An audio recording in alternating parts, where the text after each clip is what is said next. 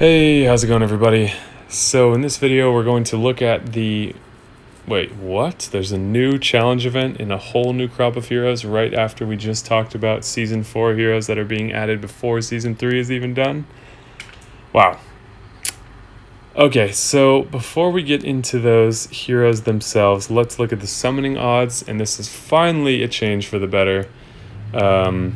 Notice a difference here?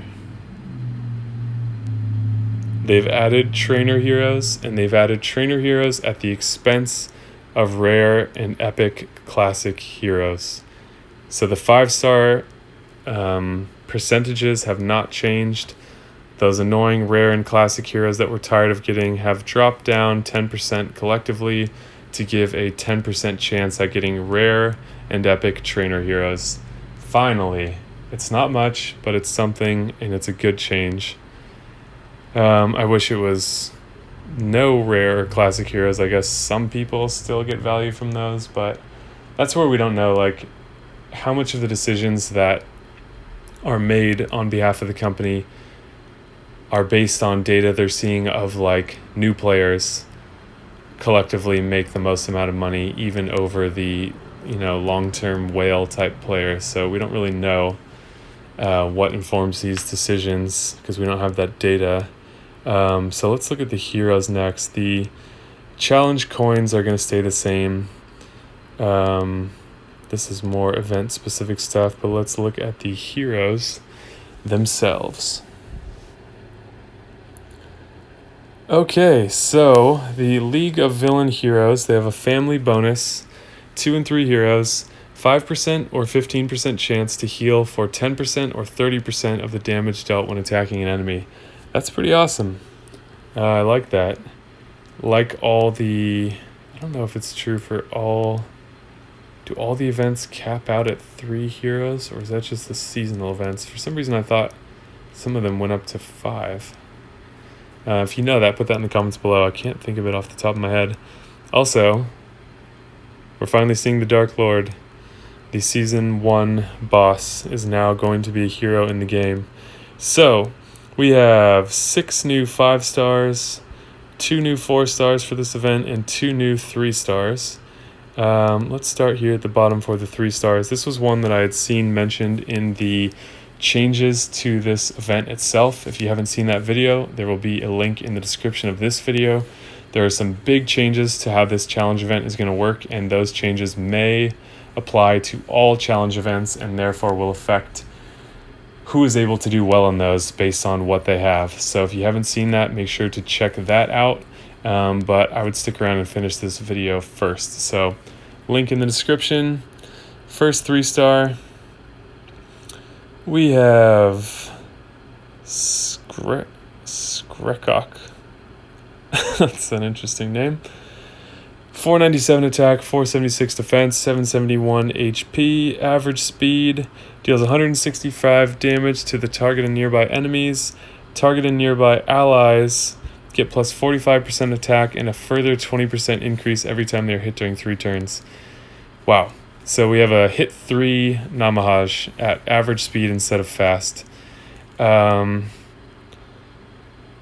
don't know what the other hit 3 percentages are for 3-star heroes, but that's really good. I don't know what the attack stat caps at. It's probably the same as Namahaj, the 3-star Atlantis hero, but that's going to be a really, really good tournament hero and challenge event hero. And that's the other thing with the change to the new challenge event. You get bonuses for using these villain heroes. So we're going to see some teams of all of these, and they're going to be getting huge bonuses. So make sure you check out that video after this one. So, wow, 531 attack, very high. 453 defense, which is pretty good. 731 HP, which is also pretty good. Fast speed, 290 to the target. Target is immune to new buffs for 3 turns. So, strong sniper. The buffs thing won't come in handy too often. I'm going to try to go fairly quickly through these because we have 8 more to cover. I looked at this one earlier, did not like it from my recollection. 569 attack, 684 defense, 1457 HP. Very high HP for a 4-star and pretty high defense, but almost 1500 HP is high for a 5-star, but very high for a 4-star. So a healer, 45% health at average speed is a very strong heal, and caster and nearby allies get plus 94 defense against nature. That's a lot more situational, but that's a very strong heal for a 4-star with pretty tanky stats. And what do you know? Another healer cleric. So as always, let me know your thoughts on these heroes in the comments below. Next one, Ingolf. 637 attack, 688 defense, 1279 HP.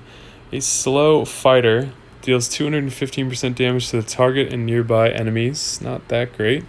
Caster steals 61% of any healing applied for 3 turns. Target and nearby enemies get minus 34% defense for 3 turns. Interesting slow speed hero. We don't see a lot of heroes like this at slow speed. That seems potentially good if you can give mana. Strange. Yeah, I'm not sure how I feel about that one. I want to make sure I can cover all these without making a 40-minute video. Alright, Toxicandra, 5-star hero now. Look at that power, 815, so 793 attack, super high, 776 defense, super high for an attack set that high, and 1398 HP, super high for those first 2 stats. So way out of balance, way stronger than these other heroes in the game right now. Crazy. Green cleric at fast speed. Recovers 24% health for all allies. All allies regenerate a moderate amount of mana over 3 turns. Cleanses status ailments from all allies. So another fast speed cleanser. A small but decent heal. And then the moderate amount of mana. I wonder what that is. But that's like Albi, where it's passive mana gain. So whatever mana effect you're using on defense, it works about the same in that it's a passive mana gain because there's no matching of tiles happening. On offense, however, with mana generation increases, it only works for matches that you make, and you get a certain percentage more. This is just passive mana gain for all at fast speed, which is crazy. So fast speed cleanse with a small heal and just boosting the speed of everyone is a really, really good hero. The stats are a bit confused because they're geared towards attack stats. That's a really high attack for a healer, but the other stats are good too. So we're definitely going to see those change, but that's a great hero. Karnov. Attack 782, defense 762, HP 1474, a purple slow monk.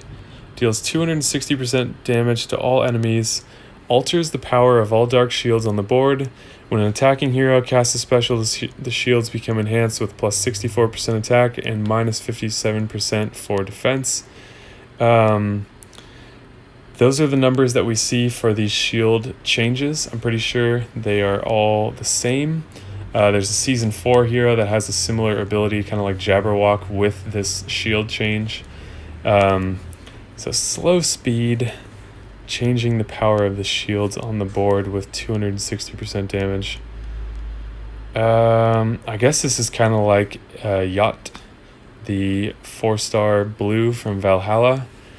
I don't know what his numbers are, but I think he hits all and changes the shields on the board. So another purple hero for Yellow Titans, perhaps.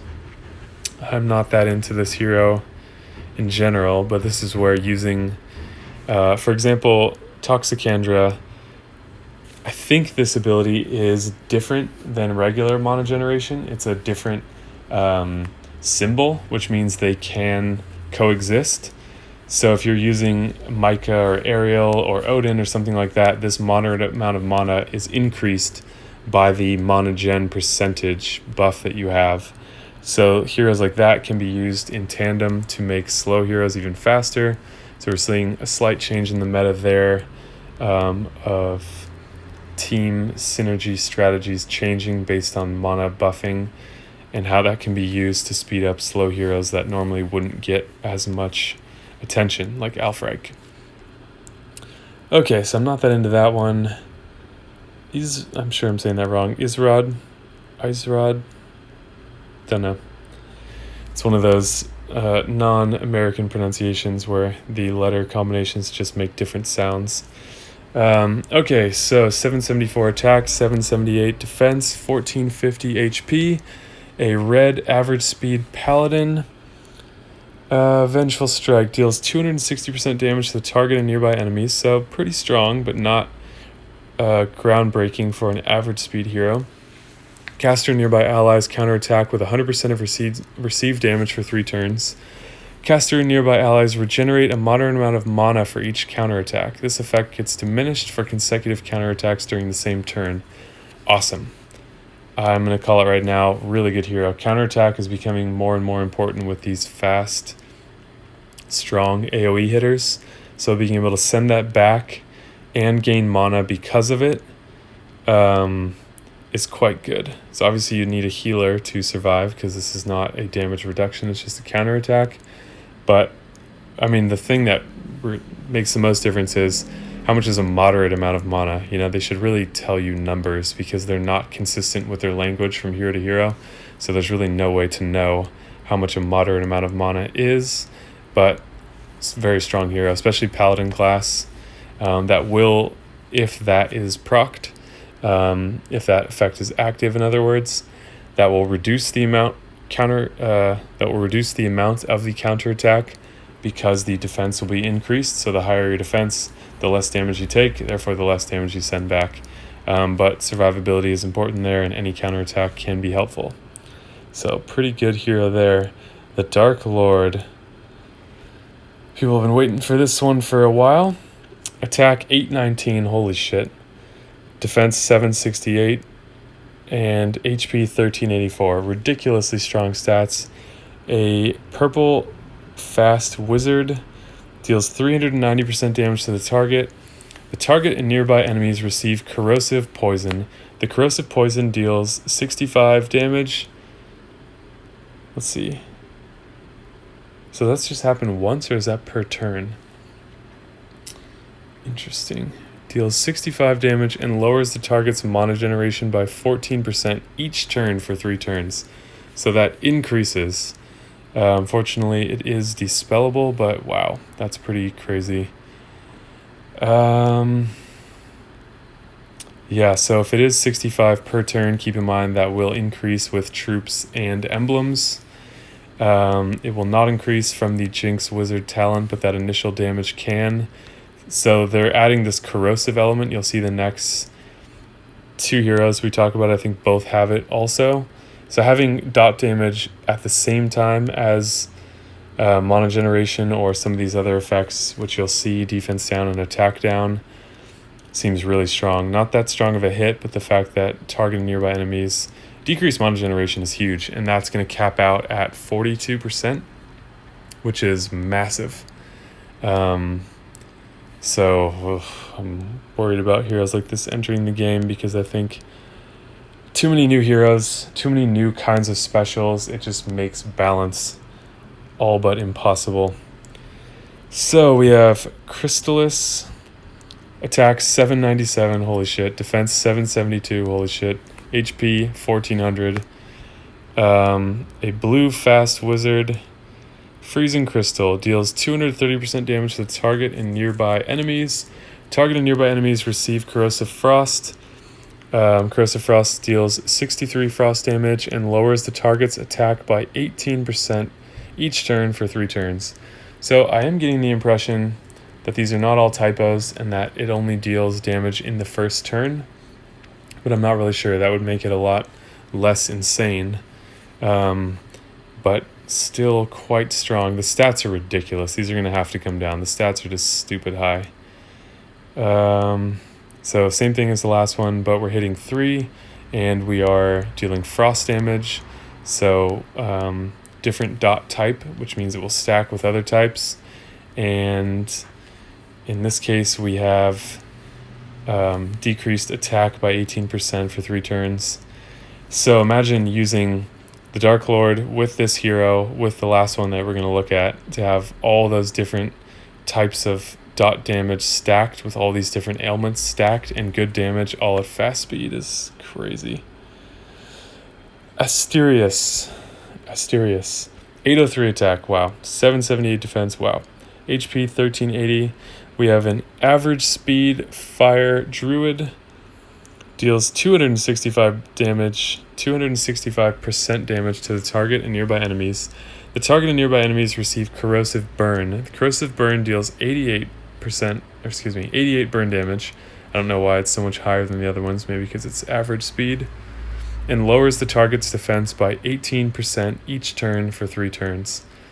So, interesting to have 3 heroes in this set, and for one to be average speed and the other 2 to be fast. That's kind of interesting. But again, a very strong skill. So, yeah. This is that family bonus again. For 2 and 3 heroes, 5 and 15% chance to heal for 10 or 30% of damage dealt when attacking an enemy. So that's pretty good. Not dependable, but still pretty good. Yeah, keep in mind, these are subject to change, of course. These have to change or it's going to totally destabilize the game and turn a lot of people off and get a lot of people to quit the game. So let me know what you think of these heroes down below. I think it's too many new heroes too soon. Granted, they're not being released into the game yet, but to have these coming out on the heels of Season 4 in beta, when Season 3 is not even complete yet, it just seems like the amount of new heroes coming into the game is accelerating exponentially. And I think that's not good for the game because it gets much harder to deal with balance. You have people pulling for heroes only for them to be nerfed, maybe because they needed to be, because they were so out of balance, but still frustrating to spend money and have it be worth less when what you essentially paid for gets a downgrade. So let me know what you guys think. I'm disappointed to be reporting on all this new stuff coming into the game because I think it's too much too soon, but I want to know what you guys think. I want to know which of these heroes you think need to be adjusted the most. If you think any of them are fine as is, what you think about all the stats, basically everything. Share your feedback because I think it's important to have a discussion as a community about this because it's a lot. So if you like the video, be sure to like the video. If you haven't already, be sure to subscribe. And thank you guys so much for watching, and I'll see you in the next video.